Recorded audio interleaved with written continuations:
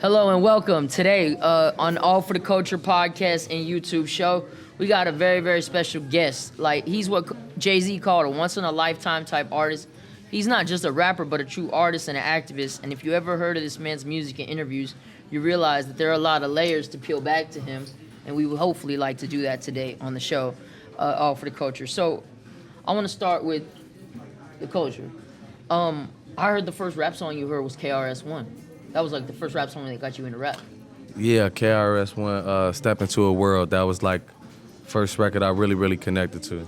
That's crazy. How did you find that record being so young? Like, I know I got into rap early. Right. And I'm 28. I don't know that many KRS-One records. So I'm just wondering, like, how you found KRS-One, that? one of the nicest, man. Nah, I know, yeah. I found that song because I was a skateboarder before I was rapping, you know? Okay. So I found that song on a Zoo York mixtape. But it wasn't like a music mixtape, it was a skateboard, like just a, traditional skate DVD. And Harold Hunter had a part in that video, rest in peace. But that's where I found that KRS song. Oh, okay. That's cool. So, what were your other early influences growing up that you listened to? I listened to a lot of Nas. I listened to a lot of Dilla shit, UGK. It's a huge influence to me. Then Hov and Kanye and Eminem and just people that really were painting pictures and stories. Oh, that's crazy. Yeah, you mentioned Dilla. Yeah. That's crazy. You know what he died from? I survived. Oh, He wow. passed away from I survived. Rest in Man, peace to I'm Jay very Dilla. glad to hear that, man. Yeah. Rest in Yeah, peace to Jay it's crazy. Dilla, man. It's like a 90% kill rate. It's a Oh, crazy lupus. disease. Yeah. Nah, he died from something called TTP. Oh, okay. And it's like a crazy, it's crazy. But anyway, so I'm glad you still alive, man. me Word too, up. man. You being so young, man, how did you get to be an activist? And I heard you were involved with the Dakota Access Pipeline a lot, and you were doing a lot of stuff like that. Well, how did you get into that being so young? What made you so into that kind of stuff?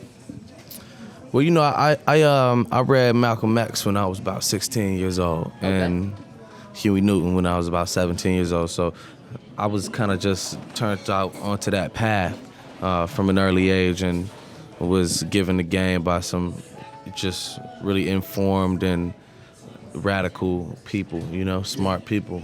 And so that's something I've tried to incorporate into my music, and also as I've grown older, try to use my platform to help those situations. Yeah. So how did you feel about Donald Trump reversing Obama's order and actually coming to find out that he owns percentages of the oil pipeline, like the companies that are doing that? How do you feel about that? And I know you had a lot to say about the presidential election. How do you feel about the way it turned out and what happened? With specific regard to the Dakota Access Pipeline, can I get the water? Yeah, with specific regard to the Dakota Access Pipeline, that was majorly disappointing, but I came to realize that we didn't necessarily have a winning situation in the election at all. People of color and just the people for which I often speak, and from the community I'm from, we weren't going to win by electing Hillary. We weren't going to win by electing Donald Trump. And so I feel like our fight is, one that continues regardless of a presidential election.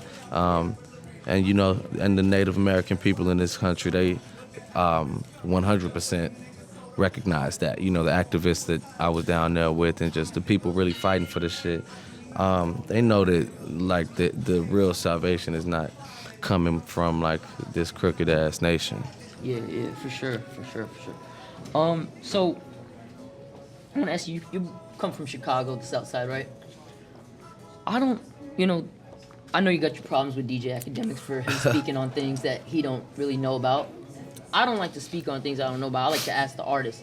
How do you feel about, like, what's going on in your city right now? And how did you feel about when drill music blew up? Like, did you like it? Did you not agree with it? Did you think it incited violence? How did you feel about that?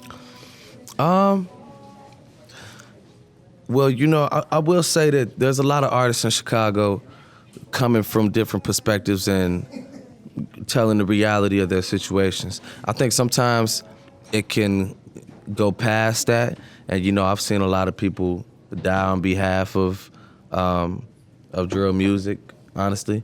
But it's also like I've seen some brothers really just come up and oftentimes just, tell the reality of their situation.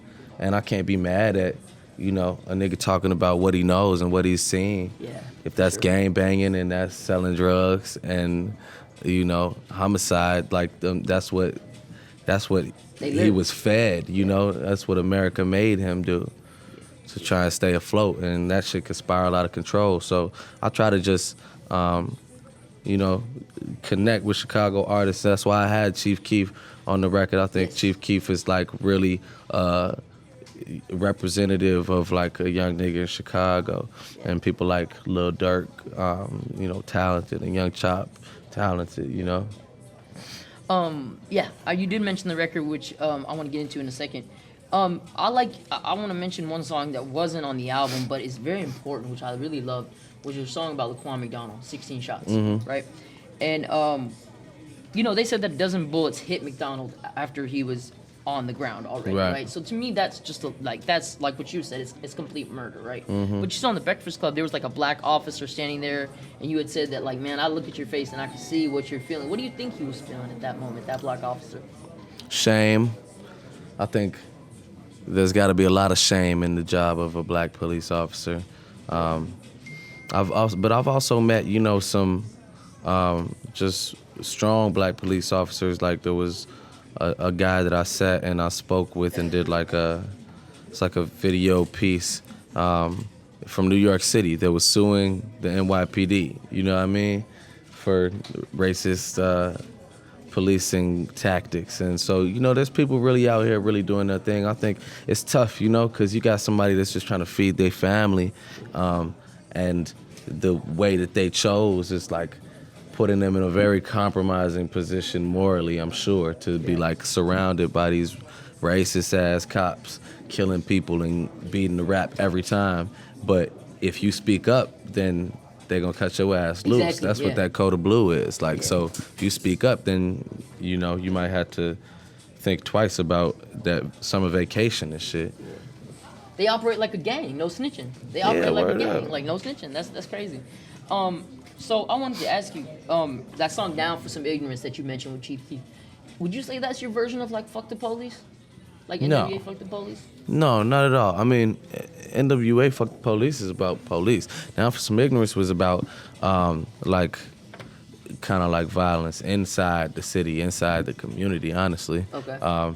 Didn't really have anything to do with the police. There were maybe a couple of lines there where I talked about how they say they was gonna send in the National Guard. Yeah. And I just think that's funny because it's like just not gonna solve the problems, Yeah. It's kind of like I don't know, pouring water on a fucking gunshot wound, It ain't gonna just gonna wash away the blood. wash away, Yeah. So it's kind of that's why I said those lines in there. Yeah. So on the record, you say you fools at Fox News couldn't walk a block in our shoes. Right? I love that. I love that line. I think that's so true. So how do you feel? Did you see these recent comments made that Donald Trump made about when you're telling police, like when you're arresting minorities or not? He didn't say minorities, but you know what he meant though. just hit their head into the car or be a you little know rough. exactly what he meant. You know what he meant. Was? I mean, but I think that when we give too much credence to the things that he says, like why even add power to it, Yeah. Because at the end of the day, it's ignorant and it's not here to stay.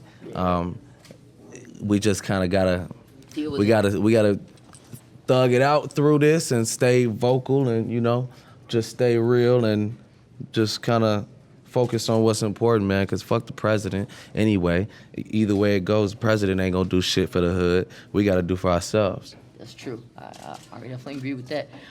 So let me ask you, signing with Jay-Z. And Jay-Z, how did that happen? And Jay-Z calling you a once-in-a-lifetime artist, like when you heard that, because I mean, you told me Jay-Z was one of your early influences. Mm-hmm. So how did that feel? I mean... Nah, it was really dope, because I've been studying Hov's moves and his music for a long time. So it's kind of like I've been picking up game from him. Yeah. Ever since I was in 6th, 7th grade listening to Blueprint. So being able to have the opportunity to learn from him firsthand is a blessing. Okay, that's dope. That's dope. And how did you end up meeting him? And like, how did that end up happening? Just naturally through Kanye, or I mean, like, how did that happen? Actually, I met Ho before I ever worked with Kanye. Oh, so really? yeah. Okay. I don't know the story about Lenny S came to see me at a show I was doing with J. Cole some time ago, and that's when I first, kind of started talking to the Rock.